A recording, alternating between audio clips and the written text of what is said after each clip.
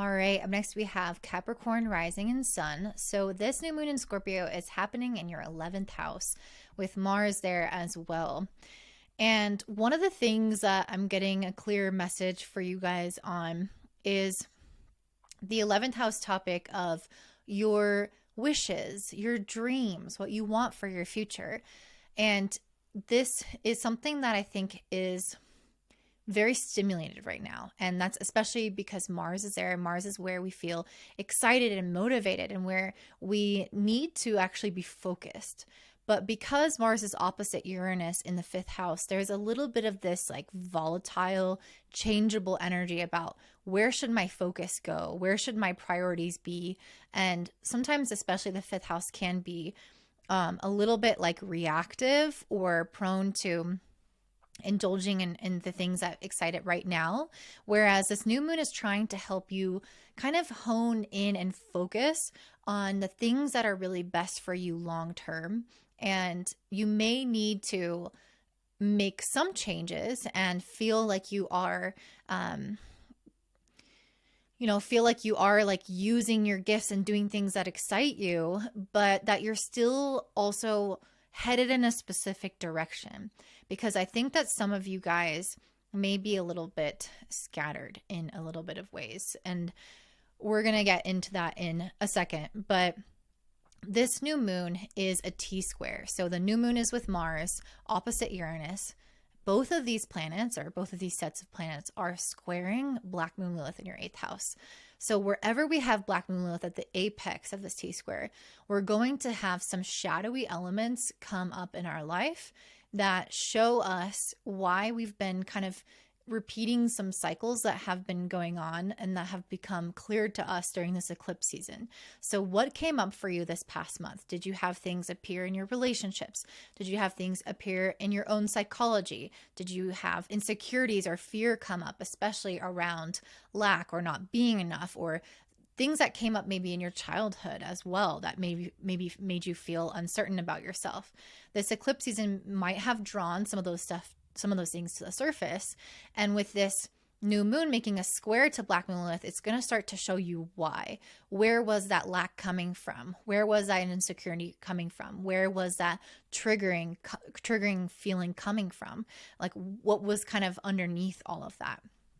And this is really helping you try to see basically the pain that underlies why you might be scattered.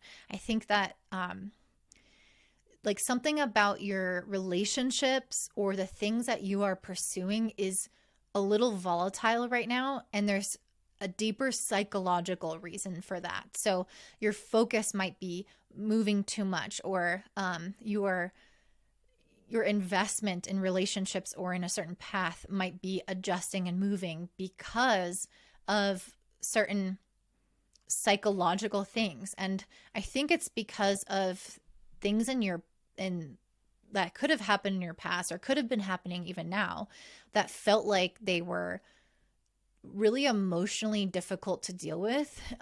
Things that felt like maybe made you feel alone or abandoned or disappointed you, or whatever, like things that made you kind of withdraw as a person, made you kind of take a step back from your power or from moving forward on things. And I don't know at what point of the cycle this is in. I don't know if this is in the past or if it's been happening recently, but there's something about this where I feel like you were kind of not moving forward with this hanged man on things that you originally set your sights on, or on things that you, like with the Eight of Cups being a card of escapism, and then the Hanged Man being a card of stagnation and reconsidering things and looking at things from new eyes. I feel like there's something about difficult circumstances of your past, disappointments of your past, that may have kind of stalled you out a little bit, or made you uncertain about what direction you're going in. So it's like this past month, you may have really noticed that again, that you weren't very clear on exactly what you want, or you weren't focused, or that you were scattered, or you did know what you wanted, but you were doubtful of yourself and if you could do it.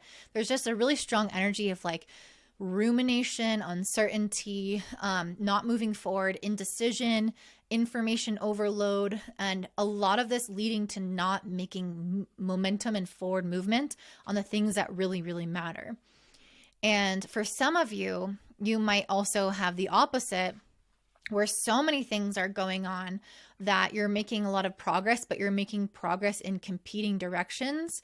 And so you're kind of splitting your attention into a million directions. So it can be both of these things happening, or it can be, depending on the timeline, that one happened and then changed to another, or they could be, or you could be just indecisive and not moving forward, or all in on many different things. And so there's something here where I feel like you guys are needing to understand the psychological underpinnings behind why your focus is not consistent and direct on one particular goal, one very important goal. So it's like, I think that you may have had clarity and then you get yourself confused because you're not sure. And again, I think this is because of past things that have disappointed you, and that could deal with abandonment, that could deal with, addiction, escapism, bad habits, that could be disappointments of the past, whatever it is. Like, there's something energetically that has left a mark on you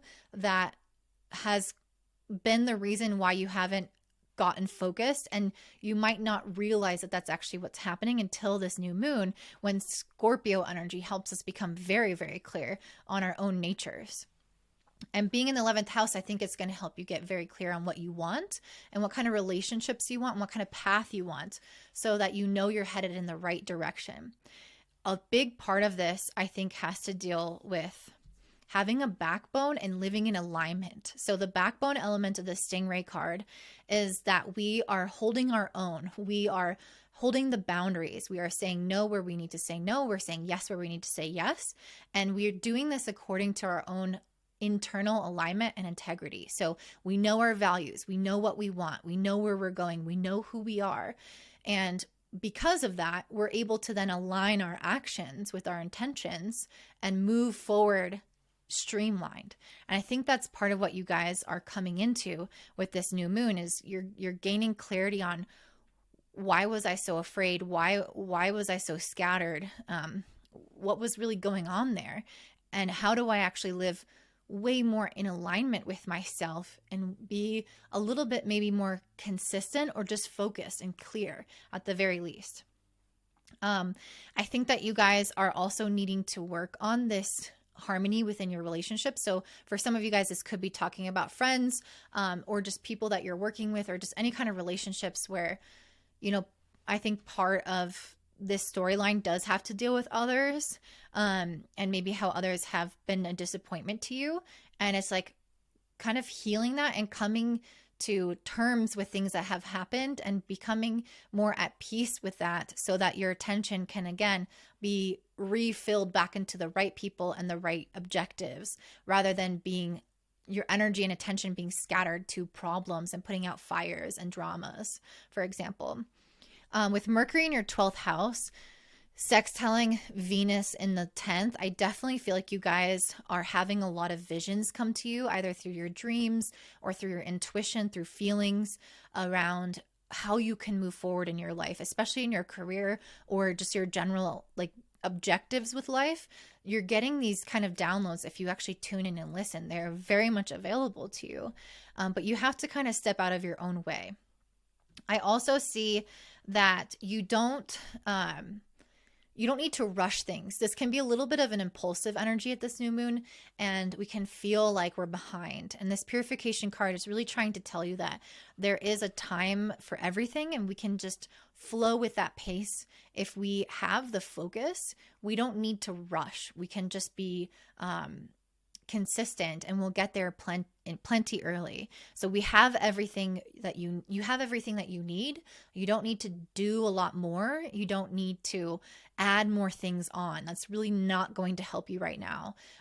Improvements will come from focus. Improvements will come from working on the things that you have already dedicated yourself to, improving your relationships, mastering your skills more, and not trying to add more onto your plate. Take things easy on yourself. Don't scatter yourself. Don't put too much pressure to get things done too fast, because you're not going to live up to those expectations. The last thing I want to add is this Jupiter card, which talks about blessings. So I think for some of you, good things are in store, especially with this Mercury sextile Venus. You guys, again, might have these really beautiful ideas come to you that have the potential to help you heal in your career or gain clarity about your goals and objectives and focus. And once you do that, it's like you're going to get the blessings from committing to something and being in alignment with your action, not throwing your energy towards those fires or towards random excitements or being impulsive. It's like if you're really fully in alignment and integrity, I see these blessings coming to you very easily, things flowing very easily. I don't think you have to work too hard for this, but it's just that you might feel like you do because you're actually putting your energy in the wrong places. And it's because of those disappointments that have happened in other moments of your life that have led you into this kind of scattered path or unfocused path. So that is what I'm seeing for you guys. If that resonates, I'd love to hear it down below. If you want a 2024 forecast, I only have about 15 of them because I just don't have time to do that many before the year starts or before the year ends.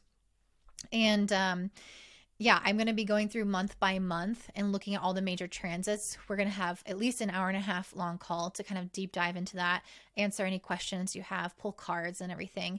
And I spend many hours preparing all of this beforehand so that it's going to be very thorough. I'm going to come in ready and hot to go. So if that's something that you're interested in, you can check that out down below before they sell out or before they are not available anymore. And don't forget to also give me a thumbs up, subscribe, and share with your friends to help my channel. Please comment down below because I love reading those, and I hope you guys have a great day. Bye.